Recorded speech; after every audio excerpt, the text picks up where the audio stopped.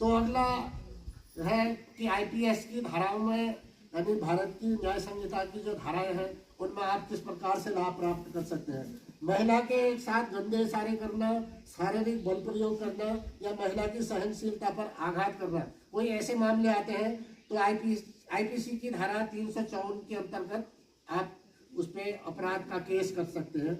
उसके अलावा है घरेलू हिंसा। अगर आप जो घरेलू हिंसा का मैंने जिक्र किया उसमें अगर कोई ऐसे मामले आ गए हैं तो आईपीसी की धारा 498A के तहत उसमें आप मामले दर्ज कर सकते हैं। उसके बाद है महिलाओं के लिए गाली गलौज करना, अपमानित करना, अश्लीलता करना, इसके लिए आईपीसी की धारा 509 है, उसमें आपके मामले देखे जाते हैं। उसके बाद है बलात्कार और यौन शोषण। अगर हो रहा है, बलात्कार हो गया, किसी के खिलाफ यौन शोषण हो गया, तो आईपीसी की धारा 374 के तहत आप अपना संरक्षण ले सकते हैं। और है सबसे महत्वपूर्ण है कन्या भ्रूण हत्या। कन्या भ्रूण हत्या में तो अब वो जो कन्या है वो तो भ्रूण में ही मार दी जाती है, लेकिन उसके विरुद्ध आवाज कौन उठाएगा? उसके विरुद्ध आवाज उठाने का फर्ज भी कन्याओं का ही होता है, और इसमें पूर्ण रूप से शामिल भी कन्या ही होती है।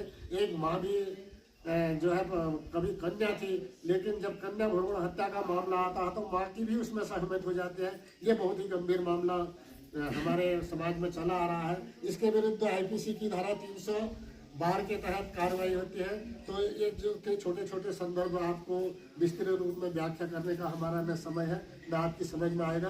तो मैं जो कह रहा था, एक एक बिंदु से संबंधित जो भी आपकी निजी दिक्कतें होंगी उनका बिंदुवार निस्तारण के लिए हमारे पास सारे प्रावधान होते हैं।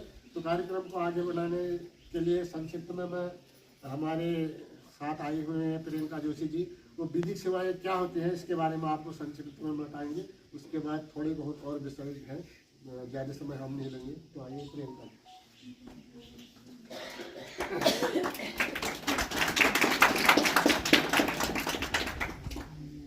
यहाँ पर उपस्थित प्रधानाचार्य महोदय, प्यारे बच्चों, शिक्षिकाएं एवं शिक्षक, आप सभी को हम पीएलवी परिवार की ओर से प्यार भरा नमस्कार। आप सभी को पहले अंतर्राष्ट्रीय बालिका दिवस की बहुत बहुत बधाइयाँ।